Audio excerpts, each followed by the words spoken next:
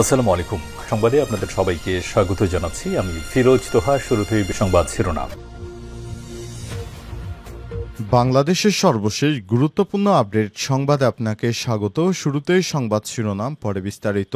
প্রথমেই জানাবো, দেশের ইতিহাসে দ্বিতীয় সর্বাধিক রেমিটেন্স ছিল মে মাসে।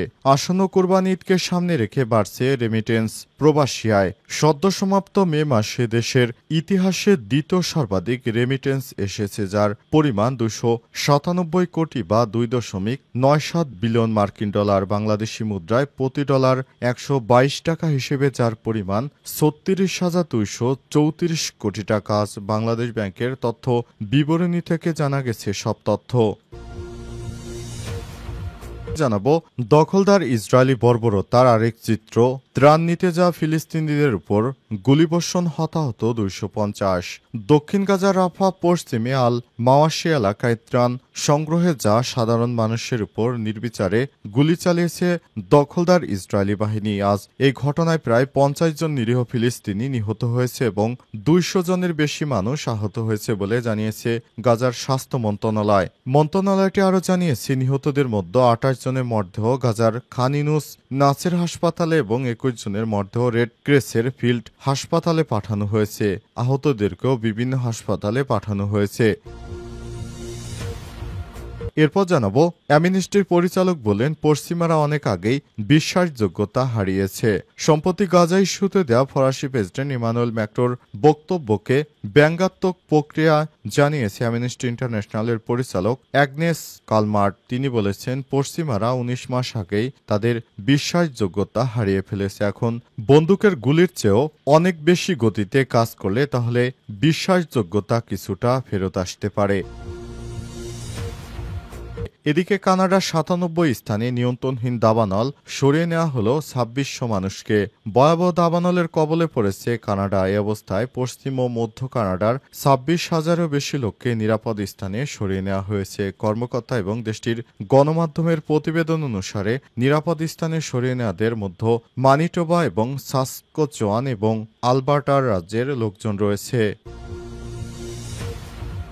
এবারে জানাবো, সৌদিতে এক সপ্তাহে গ্রেপ্তার 12,000-এর বেশি প্রবাসী। বাসস্থান শ্রম আইন লঙ্ঘনের অভিযোগে গত এক সপ্তাহে অভিযান চালিয়ে 12,000-এর বেশি প্রবাসীকে আটক করেছে সৌদি আরব। দেশটির গণমাধ্যম আরাবিয়া বিজনেসের প্রতিবেদনে জানানো হয়েছে, সৌদি আরব রাজ্যের অভ্যন্তরে বাসস্থান শ্রম এবং নিরাপত্তা আইন লঙ্ঘন রোধ করার উদ্যোগের অংশ হিসেবে গত সপ্তাহে 12,100 জনের বেশি ব্যক্তিকে আটক করা হয়েছে। দেশের ইতিহাসে দ্বিতীয় সর্বাধিক রেমিটেন্স ছিল মে মাসে। আসন্ন কোরবানি ঈদকে সামনে রেখে বাড়ছে রেমিটেন্স প্রবাসী আয়। সদ্য সমাপ্ত মে মাসে দেশের ইতিহাসে দ্বিতীয় সর্বাধিক রেমিটেন্স এসেছে, যার পরিমাণ 297 কোটি বা 2.97 বিলিয়ন মার্কিন ডলার। বাংলাদেশি মুদ্রায় প্রতি ডলার 122 টাকা হিসেবে যার পরিমাণ 36,234 কোটি টাকা। বাংলাদেশ ব্যাংকের তথ্য বিবরণী থেকে জানা গেছে সব তথ্য। অন্তর্বর্তীকালীন সরকার দায়িত্ব গ্রহণের পর থেকেই কমেছে অর্থ পাচার এবং হুন্ডির দৌরাত্ম্য বেড়েছে বৈধ পথে রেমিটেন্স প্রবাহ। ফলে দেশের ইতিহাসে রেমিটেন্স আসার একের পর এক রেকর্ড হচ্ছে। সদ্য সমাপ্ত মে মাসেও রেকর্ড দ্বিতীয় সর্বোচ্চ স্থানে পাঠিয়েছে প্রবাসীরা। গত মে মাসে প্রতিদিন গড়ে প্রায় 9 কোটি 58 লক্ষ ডলার বা 1169 কোটি টাকা পাঠিয়েছে প্রবাসীরা। এটি দেশের ইতিহাসে দ্বিতীয় সর্বোচ্চ রেমিটেন্স। এর আগে দ্বিতীয় সর্বোচ্চ রেমিটেন্স এসেছিল গত এপ্রিল মাসে। সে রেকর্ড ভেঙে দিল সদ্যবিদায়ী মে মাস। দেশের ইতিহাসে সর্বোচ্চ রেমিটেন্স রেকর্ড করা হয়েছে গত মার্চ মাসে।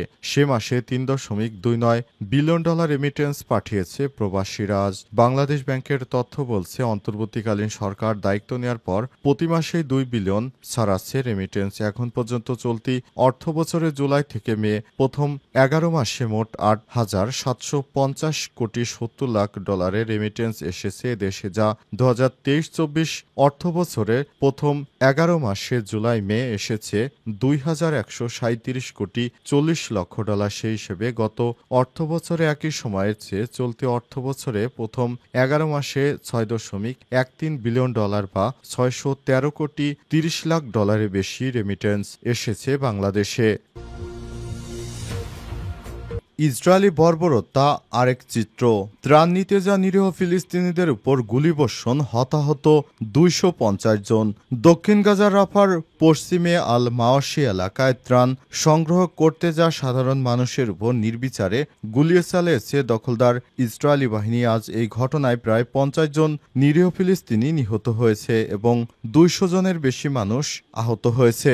গাজার স্বাস্থ্য মন্ত্রণালয় বিষয়টি নিশ্চিত করেছে। মন্ত্রণালয়ের আরও জানিয়েছে, নিহতদের মধ্যে ২৮ জনের মরদেহ গাজার খান ইউনুসের নাসের হাসপাতাল এবং ২১ জনের মরদেহ রেড ক্রিসেন্ট ফিল্ড হাসপাতালে পাঠানো হয়েছে। আহতদের অধিকাংশই ইসরায়েলি গুলিবর্ষণে জখম হয়েছে। প্রত্যক্ষদর্শীরা জানিয়েছে, এদিন ভোর থেকেই আমেরিকান বেসরকারি সংস্থা গাজা হিউম্যানিটেরিয়ান ফাউন্ডেশন পরিচালিত একটি ত্রাণ বিতরণ কেন্দ্রে প্রচুর মানুষ জড়ো হয়। তবে লোকজন যখনই এই কেন্দ্রের কাছাকাছি পৌঁছেছে তখনই ইসরায়েলি সামরিক যানবাহনগুলো থেকে তাদের লক্ষ্য করে গুলি চালানো হয়েছে। এমনকি ড্রোন থেকেও বিস্ফোরক ফেলতে শুরু করে, যার ফলে ব্যাপক হতাহতের ঘটনা ঘটে। এক চিকিৎসা কর্মকর্তারা বলেছেন, ত্রাণ বিতরণ কেন্দ্রের আশপাশে পরিস্থিতি ছিল চরমে বিপজ্জনক। সেখানে উপযোজ্য গুলিবর্ষণের কারণে অ্যাম্বুলেন্সগুলো আহতদের কাছে পৌঁছাতে পারছিল না। অনেককে ঠেলাগাড়িতে করে সরিয়ে নিতে হয়েছে। একই সময় গাজার কেন্দ্রস্থলে নেটজারিম করিডোরের কাছে আরেকটি আমেরিকান ত্রাণ কেন্দ্রের দিকে আসা সাধারণ মানুষের উপর ইসরায়েলি সেনারা গুলি চালিয়েছে বলে জানায় আরও কয়েকজন প্রত্যক্ষদর্শীরা। নুসেরাত শরণার্থী শিবিরে আল আওদা হাসপাতালে চিকিৎসা সূত্র থেকে জানা গেছে, বুরেইস শরণার্থী শিবিরের কাছে ইসরায়েলি বাহিনী গুলিতে অন্তত একজন নিরীহ ফিলিস্তিনি নিহত এবং ২০ জন গুরুতর আহত হয়েছে। অ্যামনেস্টি ইন্টারন্যাশনালের পরিচালক বলেন, পশ্চিমারা অনেক আগেই বিশ্বাসযোগ্যতা হারিয়েছে। সম্প্রতি গাজা ইস্যুতে দেয়া ফরাসি প্রেসিডেন্ট ইমানুয়েল ম্যাক্রোর বক্তব্যের ব্যঙ্গাত্মক প্রতিক্রিয়া জানিয়েছে অ্যামনেস্টি ইন্টারন্যাশনালের পরিচালক অ্যাগনেস্ট ক্যালমার্ট। তিনি বলেছেন, পশ্চিমারা ১৯ মাস আগেই তাদের বিশ্বাসযোগ্যতা হারিয়েছে। ক্যালমার্ট আজ সামাজিক যোগাযোগ মাধ্যম টুইটারে এক পোস্টে এই মন্তব্য করেছেন। তিনি লিখেছেন, ম্যাক্রো সতর্ক করেছেন যে ইউক্রেন ও গাজার যুদ্ধের কারণে পশ্চিমারা তাদের বিশ্বাসযোগ্যতা হারাতে পারে।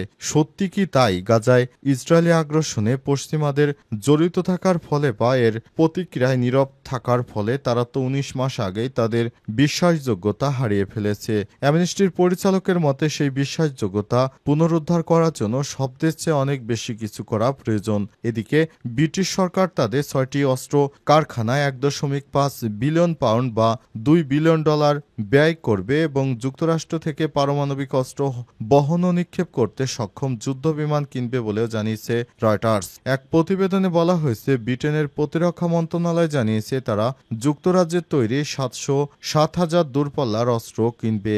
ব্রিটিশ প্রতিরক্ষা সচিব জন হিলির মতে, ইউক্রেনের সঙ্গে রাশিয়ার যুদ্ধ থেকে শেখা কঠিন শিক্ষা তাদের এই শিক্ষাই দিয়েছে যে সামরিক বাহিনীকে আরও শক্তিশালী করে তুলতে হবে। তা না হলে রাশিয়ার সঙ্গে তারা কখনোই জিততে পারেনি আর ভবিষ্যতে পারবে না। কানাডার ৯৭ স্থানে নিয়ন্ত্রণহীন দাবানল সরিয়ে নেওয়া হলো ২৬০০ মানুষকে। ভয়াবহ দাবানলের কবলে পড়েছে এই অবস্থায় পশ্চিম ও মধ্য কানাডার ২৬,০০০-এর বেশি লোককে নিরাপদে স্থানে সরিয়ে নিতে হয়েছে। কর্মকর্তা এবং দেশটির গণমাধ্যমের প্রতিবেদন অনুসারে নিরাপদ স্থানে সরিয়ে নেওয়াদের মধ্যে মানিটোবা, সাসকনচোয়া এবং আলবার্টা রাজ্যের লোকজন রয়েছে। কানাডিয়ান ইন্টার-এজেন্সি ফরেস্ট ফায়ার স্টেশনে রোববার জানিয়েছে, এই পর্যন্ত কানাডা জুড়ে ১৮৭টি স্থানে আগুন জ্বলছে, যার মধ্যে ৯৭টিতে নিয়ন্ত্রণের বাইরে চলে গেছে হিসাবে তালিকাভুক্ত করা হয়েছে। স্থানীয় কর্মকর্তাদের উদ্ধৃতি দিয়ে স্থানীয় গণমাধ্যম জানিয়েছে, মানিটোবাতে ১৭,০০০-এর বেশি, সাসকোচোয়ানে ৮ ও আলবার্তায় ১,৩০০ জনকে নিরাপদ স্থানে সরিয়ে নেওয়া হয়েছে। এমন ভয়াবহ পরিস্থিতিতে সামাজিক যোগাযোগ মাধ্যম এক্সে এক পোস্টে কানাডার প্রধানমন্ত্রী mark Carney federal incident response গ্রুপকে তলব করেছে। তিনি জানিয়েছেন, দেশজুড়ে দাবানল তীব্রতর হচ্ছে, যার ফলে লোকদের অন্যত্র সরিয়ে নেওয়া এবং সামরিক সহায়তা প্রয়োজন হচ্ছে। কার্নি আরও বলেছেন, মানিটোবাতে বিমান স্থানান্তর সহায়তা করার জন্য কানাডিয়ান সশস্ত্র বাহিনীর সদস্যদের মোতায়েন করা হয়েছে। অবস্থায় পরিস্থিতি খুবই উদ্বেগজনক অবস্থায় রয়েছে।